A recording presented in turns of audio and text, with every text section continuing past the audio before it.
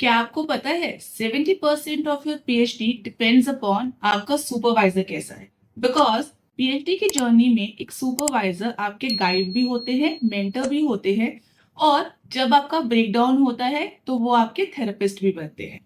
लेकिन अगर आपके गाइड अच्छे नहीं हैं, he is not supporting you in your journey, तो सुपरवाइजर एक नाइटमेयर भी हो सकता है। सो इस वीडियो में मैं आपको बताने वाली हूँ व्हाइल चूजिंग योर सुपरवाइजर कौन सी चीजें आपको ध्यान में रखने की जरूरत है। Hello everyone, I am doctor Surabhi Acharya, PhD in business management. आज की इस वीडियो में हम समझने वाले हैं कि सुपरवाइजर को कैसे सिलेक्ट करें। Whether you are pursuing your PhD in India or abroad, supervisor आपकी PhD में game changer element साबित होते हैं, because they are going to help you in each and every step of your PhD.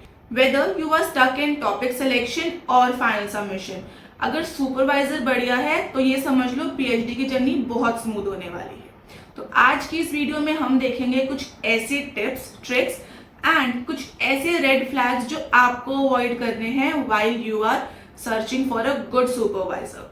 और video के end तक बने रहना, बिकॉज वीडियो के एंड में I am going to share a tip जिसकी हेल्प से आप वर्ल्ड में किसी भी सुपरवाइजर को बहुत इजीली अप्रोच कर सकते हो।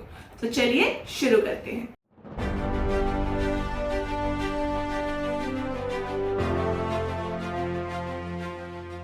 Step 1, role of a PhD supervisor. आपके पीएचडी सुपरवाइजर सिर्फ आपके एकेडमिक गाइड ही नहीं है, बल्कि he is the shaper element in your research career.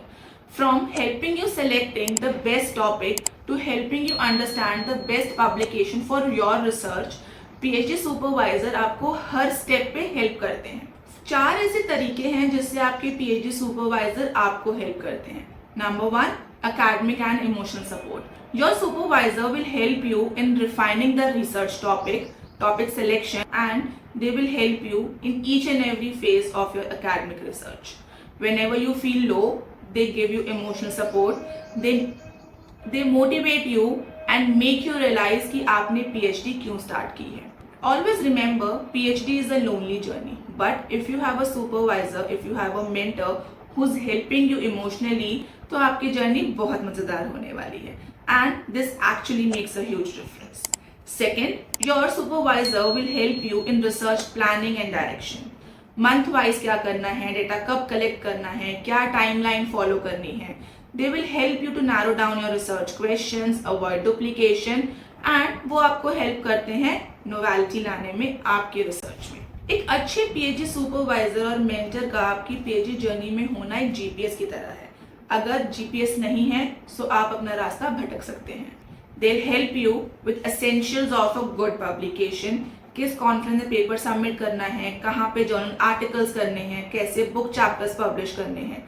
They will suggest you good journals and conferences, proof read your data, connect you with the collaborators if required, and they always push you so that कि आप deadline से पहले अपना काम complete कर सको। And the fourth one is writing letter of recommendations. So while you are pursuing your PhD, after completing your PhD, you want fellowships or you want postdoc, तो आपके रिसर्च सुपरवाइजर आपको एक स्ट्रॉन्ग LOR लिखने में help करते हैं। A good supervisor knows your strength, highlight your work ethic, research skills and progress, and can write glowing detailed recommendation letters that open your doors. बिना अच्छे LOR के आपको पोस्ट डॉक या फिर एक अच्छी फैकल्टी पोजीशन मिलना मुश्किल है। नाउ द क्वेश्चन कम्स, अच्छा सुपरवाइजर सर्च कैसे करें। सुपरवाइजर सर्च करने के लिए 5 स्टेप्स का प्रोसेस है। Number 1, subject matter. आपके सुपरवाइजर का जो सब्जेक्ट है क्या वो आपके सब्जेक्ट से मैच होता है। सेकेंड वन इज पब्लिकेशन, उन्होंने लास्ट 5 ईयर्स में कितने पेपर्स पब्लिश करे हैं, किस जर्नल में करे हैं, और उनका रिसेंट रिसर्च का टॉपिक क्या है। Third one is do talk to their current students और एक्स स्टूडेंट्स। इससे आपको पता चलेगा कि वो आपकी जर्नी में आपको कितना हेल्प करने वाले हैं। Fourth one is supervision style. कुछ सुपरवाइजर्स को माइक्रो मैनेज करना पसंद है और कुछ लोग फ्रीडम देते हैं। माइक्रो मैनेज करने का मतलब है कि वो हर चीज में बोलेंगे ऐसा मत करो, ऐसा करो, ये मत करो, वो करो। They are not giving you freedom. And the second type of supervisors are कि वो आपको प्रॉपर फ्रीडम प्रोवाइड करते हैं कि आप काम करो, अपने अकॉर्डिंगली करो, and I help you and guide you जहां पर भी आपको जरूरत होगी. सो बिफोर फाइनलाइजिंग 4 स्टेप जरूर ध्यान रखना. And the 5th one is, और सबसे इंपॉर्टेंट वाला है, टाइम कमिटमेंट. आपके पीएचडी सुपरवाइजर आपको कितना टाइम देने वाले हैं, इस पर डिपेंड करेगा कि आपकी जर्नी कैसी जाने वाली है. When I was doing my PhD, मेरे एक सुपरवाइजर थे. मैं जब भी उनके पास जाती थी, मैं 2-2, 3-3 घंटे उनके कैबिन के बाहर ही बैठी रहती थी, और मैं अंदर जाती भी थी सिर्फ 5 मिनट के लिए और मैं बाहर आ जाती थी. सो इससे मेरा टाइम, मेरी एनर्जी में, और मेरे को इतना डीमोटिवेट होता था क्योंकि मेरे को समझ ही नहीं आ रहा होता था. सो अगर आप भी इन चीज़ों से बचना चाहते हो, and if you also want कि चीज़ आपके साथ ना हो, सो आपको अपने सुपरवाइजर के साथ ये सारी चीज़ें इनिशियली डिस्कस करने की ज़रूरत है, सो दैट कि आपकी जो जर्नी है वो बहुत ज़्यादा स्मूथ जाए. सो ये ऐसे 5 स्टेप्स हैं जो आपको ज़रूरी है याद रखने और समझने while you are choosing your PhD supervisor. अब बात करते हैं रेड फ्लैग्स की. ऐसी कौन सी चीजें हैं जो आपको अवॉइड करनी है, और अगर आपको दिख रहा है कि आपकी जर्नी में भी हो रही है, so you need to address that immediately. Number 1, poor communication. Number 2, too many students. 3, student reputation. 4, micromanaging. 5th, forcing research topic. 6th, lack of resources.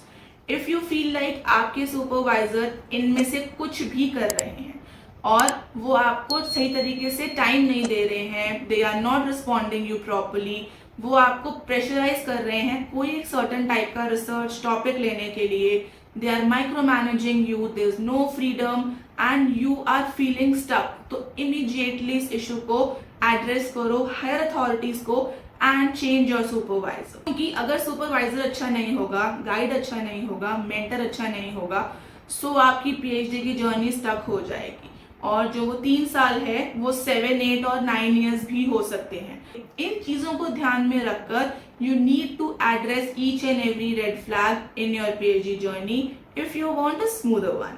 And in my suggestion, always have a backup supervisor like a co-supervisor or a co-guide, because sometimes ऐसा हो सकता है कि आपके supervisor के पास time नहीं है. So if you have a co-guide, तो आपके पास एक एडिशनल मेंटर है जो आपको जर्नी में हेल्प कर रहा है, and who is quick and easy to communicate. So if you feel कि आपके सुपरवाइजर के पास बिल्कुल भी टाइम नहीं है, but you still want that supervisor, then I suggest go for a co-guide. अब बात करते हैं अगर आपको इंटरनेशनल किसी सुपरवाइजर को रीच करना है तो कैसे करेंगे. कमेंट सेक्शन में हमारे टेलीग्राम पेज का लिंक है, go check there. I have uploaded a template किस तरीके से आप एक सुपरवाइजर को रीच आउट कर सकते हो. It is the general template, but still if you want कि आपको एक सब्जेक्ट स्पेसिफिक टेम्पलेट की रिक्वायरमेंट है और यू वांट कि मैं डिटेल वीडियो बनाऊं how to reach international supervisor, so आप कमेंट करना and I am going to shoot a new video कि किस तरीके से आप इंटरनेशनली एक सुपरवाइजर को रीच आउट कर सकते हैं. ऑलवेज रिमेंबर, एक पीएचडी सुपरवाइजर और रिसर्च स्कॉलर का रिलेशनशिप एक हेल्दी रिलेशनशिप की तरह होता है, जहाँ पे ट्रस्ट, कंपैटिबिलिटी एंड कम्युनिकेशन 110% होता है. अगर आप ये चाहते हो कि आपके जो सुपरवाइजर हैं वो हमेशा इन्वॉल्व रहें और वो हमेशा आपके साथ कम्युनिकेट करते रहें, कंपैटिबल हो, and he is always easy to reach out, so आपको भी उनके साथ सेम करने की जरूरत है. You need to respect them, you need to respect their decision, you need to communicate properly, you need to have a proper time with them. If you are communicating in a better manner, you are respecting your supervisor, तो आपकी PhD journey बहुत बढ़िया जाने वाली है. I'll be meeting you soon in next video. Till then, take care. Bye bye.